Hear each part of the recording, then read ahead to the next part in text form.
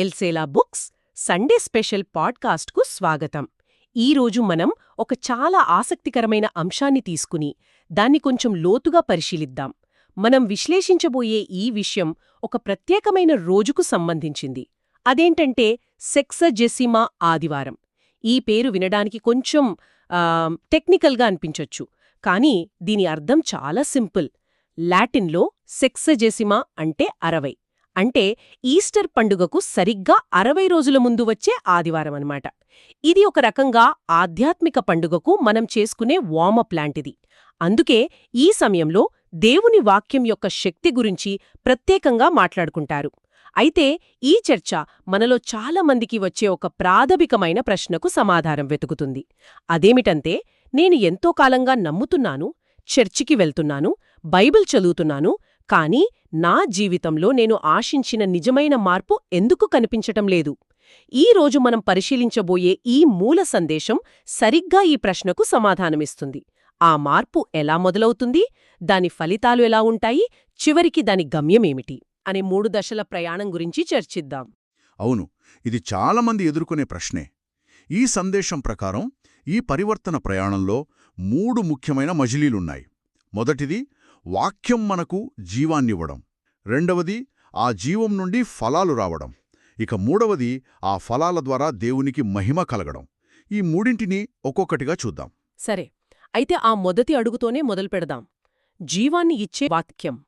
ఇది వినడానికి బాగుంది, కాని ఆచరణలో దీని అర్థమేంటి? అంటే ఒక పుస్తకంలోని మాటలు మనలో జీవాన్ని ఎలా నింపుతాయి?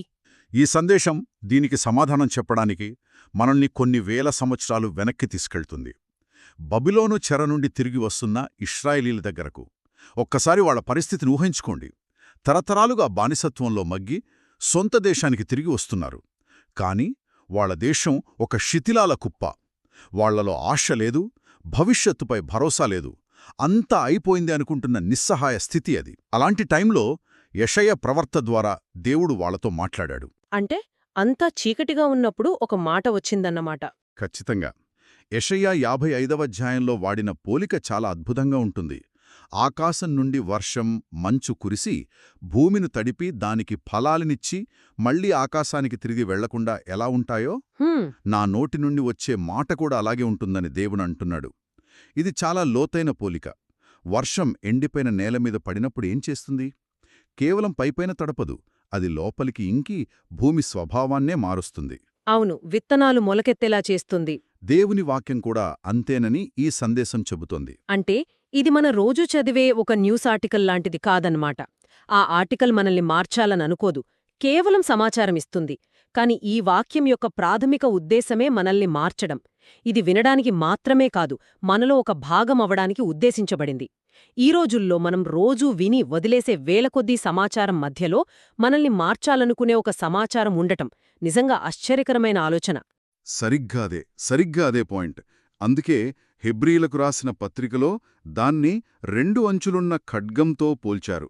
అవును, ఖడ్గం కోస్తుంది, వేరుచేస్తుంది. అలాగే ఈ వాక్యం మన ఆలోచనలను, ఉద్దేశాలను వేరుచేసి చూపిస్తుంది. ఇర్మియా గ్రంథంలోని ఇంకో పోలిక నాకు బాగా నచ్చుతుంది. ఏంటది? బండను పగలగొట్టే సుత్తి. మన మనస్సు కొన్నిసార్లు మొండిగా, కఠినంగా ఒక బండలా తయారవుతుంది. ఏదీ లోపలికి వెళ్లదు. ఈ సందేశం ప్రకారం దేవుని వాక్యం సున్నితంగా నచ్చజెప్పేది మాత్రమే కాదు, అవసరమైతే ఆ కఠినత్వాన్ని పగలగొట్టే శక్తి కూడా దానికుంది. అయితే ఇక్కడ నాకొక సందేహం వస్తోంది. ఈ వాక్యం ఇంత శక్తివంతమైన సుత్తిలాంటిది అయితే, మరి బైబిల్ చదివిన ప్రతి ఒక్కరి జీవితంలో ఆ బండలు ఎందుకు పగలడం లేదు? సమస్య ఎక్కడుంది? ఈ సందేశం దీని గురించి ఏమైనా చెబుతోందా? తప్పకుండా చెబుతోంది. సమస్య వాక్యంలో కాదు, మనలోనే ఉందని స్పష్టం చేస్తోంది. వర్షమెంత కురిసినా మనం మన ఇంటి తలుపులు, కిటికీలు మూసేస్తే ఒక్క చుక్క కూడా లోపలికి రాదు కదా? నిజమే. అలాగే దేవుని వాక్యం మన హృదయంలోకి, మన ఇంట్లోకి ప్రవేశించడానికి మనం అనుమతి ఇవ్వనప్పుడు అది మనకు జీవాన్ని ఇవ్వలేదు. యోహాను సువార్తలో చెప్పినట్లు, ఆత్మయే జీవింపజేయుచున్నది. నేను మీతో చెప్పియున్న మాటలు ఆత్మయు జీవమునైయున్నవి. అంటే ఇది భౌతికమైన ప్రక్రియ కాదు, ఆధ్యాత్మికమైనది. దానికి మనం చోటివ్వాలి. ఒకసారి మనం ఆ చోటిస్తే అప్పుడు ఆ మార్పు ఎలా ఉంటుంది? యెషయాలోనే దాని గురించి చెప్పారు. భయానికి బదులుగా మీరు ఆనందంతో బయల్దేరుతారు అని. వావ్! ముళ్ళ చెట్లకు బదులుగా దేవదారు వృక్షాలు మొలుస్తాయి అని. అంటే మన జీవితంలోని నిస్సారమైన, ముళ్లలా గుచ్చుకునే ప్రదేశాలు ఫలవంతమైన తోటలుగా మారతాయి. దీన్ని యెహెజ్కేల్ గ్రంథంలోని ఎండిపోయిన ఎముకల దర్శనంతో కూడా పోల్చవచ్చు. అవును, ఆ దర్శనం గురించి విన్నాను. జీవం లేని ఎముకల మీదకు దేవుని వాక్యం వచ్చినప్పుడు అవి కలిసి నరాలు, మాంసంతో కప్పబడి ఒక మహాసైన్యంగా మారాయి. అదేవిధంగా మనలో చచ్చిపోయిందనుకున్న ఆశలకు, సంబంధాలకు, కలలకు ఈ వాక్యం జీవం పోగలదు. ఈ వాక్యం మనలో జీవం పోసి ఎండిపోయిన ఎడారిలాంటి మన జీవితాన్ని ఒక తోటలా మార్చింది అనుకుందాం. అంతటితో కథ అయిపోయినట్టేనా? ఒక తోట అందంగా ఉండటమే కాదు కదా, అది ఫలాన్నివ్వాలి.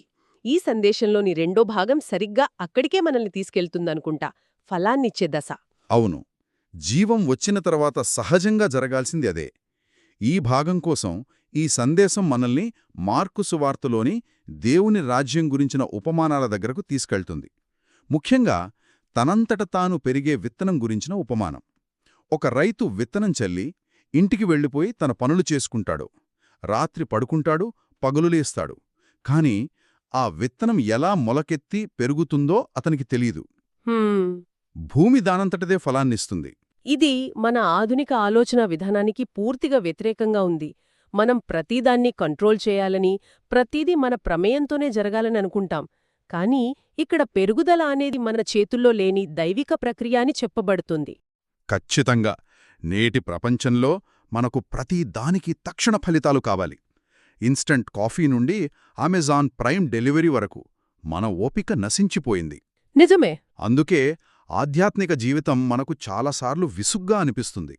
ఎందుకంటే అది మైక్రోవేవ్ కాదు, నెమ్మదిగా ఉడికే స్లో కుక్కర్ లాంటిది.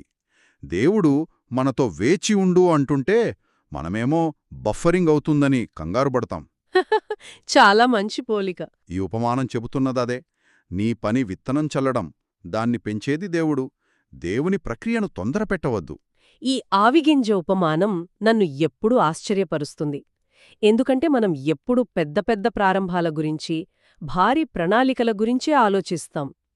కాని దేవుని పద్ధతి దీనికి పూర్తి భిన్నంగా, దాదాపు కనిపించనంత చిన్నగా మొదలవుతుంది అని చెప్పడం ఒక రకంగా విప్లవాత్మకమైన ఆలోచన. నిజమే. బేత్లహేములో ఒక పశువుల పాకలో యేసు జననం. అవును. గలిలయ నుండి వచ్చిన చదువురాని సాధారణ జాలరులైన శిష్యులు. ఇవన్నీ చాలా చిన్న ప్రారంభాలే. ఒక్కసారి ఆలోచించండి.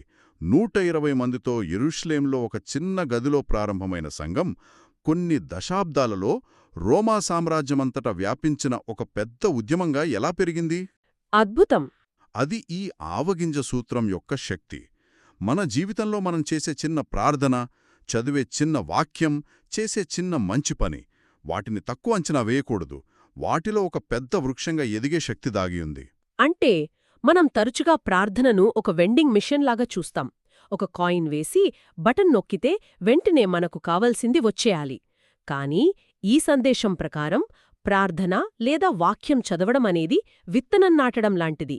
మనం నాటిన తర్వాత దాని పెరుగుదలకు దేవుణ్ణి నమ్మాలి, ఓపికగా ఉండాలి. అవును, ఆ ఫలాలు మన సొంత ప్రయత్నం వల్ల రావు.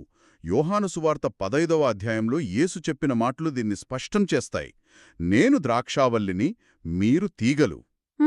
లేదు, అది ద్రాక్షావల్లికి అత్తుకుని ఉంటేనే ఫలించగలదు. కరెక్ట్. అలాగే మన ఫలాలు దేవునితో మనకున్న సంబంధం నుండే వస్తాయి. కాబట్టి ఈ భాగం నుండి మనం నేర్చుకోవలసింది, దేవుడు మన హృదయంలో నాటిన వాక్యమనే విత్తనాన్ని ఆయన ఎప్పటికీ మర్చిపోడు. దానికి సరైన సమయంలో జీవం పోసి ఫలించేలా చేస్తాడు. మనం చేయాల్సిందల్లా నమ్మకంతో నిలిచి ఉండటమే. సరే, మన జీవితంలోకి జీవం వచ్చింది, ఆ జీవం వల్ల ఫలాలు కూడా వచ్చాయి. ఇక ఈ ప్రయాణంలో చివరి మజిలీ ఏమిటి? ఈ ఫలాలన్నీ కేవలం మనకోసమేనా, లేక దీనికి మించిన పెద్ద ఉద్దేశమేమైనా ఉందా? మంచి ప్రశ్న. ఇక్కడే ఈ సందేశంలోని 3వ, చివరి భాగానికొస్తాం. మహిమను తెచ్చే వాక్యం. ఈ భాగం కోసం పౌలు తిమోతికి రాసిన 2వ పత్రికను ఆధారం చేసుకున్నారు. ఈ పత్రిక రాసేటప్పటికీ పౌలు రోమా చెరసాలలో ఉన్నాడు. తన జీవితం చివరి దశలో ఉంది. ఓకే. బయట సంఘంలో రకరకాల తప్పుడు బోధలు వ్యాపిస్తున్నాయి. అలాంటి క్లిష్ట పరిస్థితులలో తన శిష్యుడైన తిమోతికి ధైర్యం చెబుతూ కొన్ని ముఖ్యమైన మాటలు రాశాడు. అంటే ఇది ఒక అనుభవజ్ఞుడైన నాయకుడు కష్టాల్లో ఉన్న యువనాయకుడికిస్తున్న సలహాలాంటిది. సరిగ్గా పౌలు తిమోతితో అంటున్నాడు, దైవావేశము వలన కలిగిన ప్రతి లేఖనమూ ఉపదేశించుటకు, ఖండించుటకు, తప్పుదిద్దుటకు, నీతియందు శిక్ష చేయుటకు ప్రయోజనకరమయ్యున్నది. తప్పుదిద్దుటకు. అవును, ఆ మాట చాలా ముఖ్యం. దేవుని వాక్యం మనల్ని పొగడటానికి, మనల్ని ఎప్పుడూ సంతోషపెట్టటానికే కాదు, మనల్ని సరిదిద్దటానికి కూడా ఉంది. కీర్తనల గ్రంథంలో చెప్పినట్లు, నీ వాక్యము నా పాదములకు దీపము, నా త్రోవకు వెలుగు. అవును, దీపమేం చేస్తుంది? మనం చీకట్లో తప్పుడు దారిలో వెళుతుంటే అది మనకు సరైన దారిని చూపిస్తుంది, మన అడుగును సరిచేస్తుంది. కాని ఇక్కడే అసలు సమస్య వస్తుంది. నిజం చెప్పాలంటే మనలో ఎవరికీ సరిదిద్దబడటం ఇష్టముండదు. మనల్ని విమర్శించే, మనల్ని ప్రశ్నించే విషయాల నుండి మనం దూరంగా పారిపోతాం. మన అహాన్ని దెబ్బతీసే, మన సౌకర్యవంతమైన జీవన శైలిని ప్రశ్నించే సత్యాన్ని మనం పక్కన పెడతాం. మనకు నచ్చినవి, మనల్ని సమర్థించేవి మాత్రమే వింటాం. ప్రజలు సత్యాన్ని వినడానికి ఇష్టపడకుండా తమ సొంత దురాశలకు అనుగుణంగా బోధకులను ఏర్పరచుకుంటారని చెప్పాడు. కాని మనం ఆ దిద్దుబాటును అంగీకరించి దానికి లోబడినప్పుడే అసలైన పరివర్తన యొక్క చివరి దశ పూర్తవుతుంది. మనం ఆ వాక్యపు వెలుగులో నడిచినప్పుడు మన జీవితం కూడా ఒక దీపంలా ప్రకాశిస్తుంది. దేవునికి మహిమ రావడం అంటే ఏంటి? అది చాలా పెద్ద పదంలా, మనకు సంబంధం లేని విషయంలా అనిపిస్తోంది. ఈ సందేశం దాన్ని ఎలా వివరిస్తోంది? ఈ సందేశం ప్రకారం అది చాలా సహజమైన ప్రక్రియ. ఉదాహరణకు, ఒక గొప్ప ఆర్టిస్ట్ వేసిన అద్భుతమైన పెయింటింగ్ చూసినప్పుడు మనం ఆ పెయింటింగ్ని మెచ్చుకుంటాం. అవును, దాని రంగులను, దానిలోని భావాన్ని పొగుడుతాం. కానీ చివరికి ఆ ప్రశంస అంతా ఎవరికి చెందుతుంది? ఆ పెయింటింగ్ను గీసిన ఆర్టిస్టుకే కదా?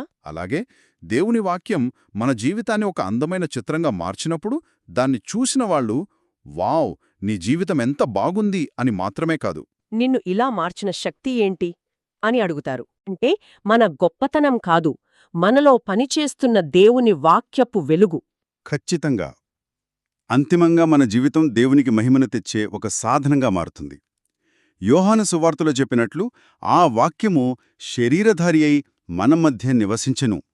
యేసుక్రీస్తు జీవితం పూర్తిగా తండ్రికి మహిమను తెచ్చింది. అదేవిధంగా మన జీవితాల్లో వాక్యం నివసించినప్పుడు మన జీవితాలు కూడా దేవునికి మహిమను తెస్తాయి. మరి ఈ మొత్తం చర్చను ముగిస్తే మన ప్రారంభ ప్రశ్నకు సమాధానమేమిటి? నాలో ఎందుకు మార్పు రావడం లేదు అనే ప్రశ్నకు ఈ 3 దశల ప్రయాణం ఏం చెబుతోంది? దేవుడు మన నుండి గొప్ప త్యాగాలను, కఠినమైన పనులను కోరడం లేదని చెబుతోంది.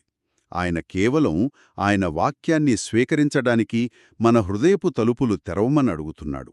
మొదట దాన్ని లోపలికి అనుమతిస్తే అది తనంతట తానే జీవాన్నిస్తుంది. ఆ తర్వాత మనం ఓపికతో నిలిచి ఉంటే అది ఫలాలనిస్తుంది. చివరిగా ఆ ఫలాల ద్వారా మన జీవితం ఒక ఉద్దేశాన్ని పొంది దాన్ని సృష్టించిన దేవునికి మహిమను తెస్తుంది.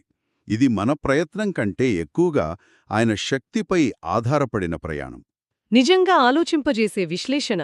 ఈరోజు మనం చూసిన ఈ మూల సందేశం, దేవుని వాక్యం ఒక నిర్జీవమైన పుస్తకం కాదు, అది మనల్ని మార్చగల ఒక సజీవమైన శక్తి అని గుర్తుచేసింది. మనం ఈ చర్చను ముగించే ముందు వింటున్న వారిని ఒక ఆలోచనతో వదిలిపెట్టాలనుకుంటున్నాను. మన జీవితంలో మనం ఎక్కువగా నియంత్రించాలని చూసేది మన ఆధ్యాత్మిక ఎదుగుదలనే. కానీ ఈ సందేశం ప్రకారం బహుశా మనం నియంత్రించాలని చూసే ఆ ఒక్క విషయాన్నే మనం దేవునికి అప్పగించాలేమో. అసలైన పని మనం ఎక్కువగా ప్రయత్నించడంలో కాకుండా మరింత లోతుగా విశ్వసించడంలో ఉందేమో. మా పాడ్కాస్ట్ విన్నందుకు ధన్యవాదాలు. మరిన్ని విషయాల కోసం వింటూనే ఉండండి.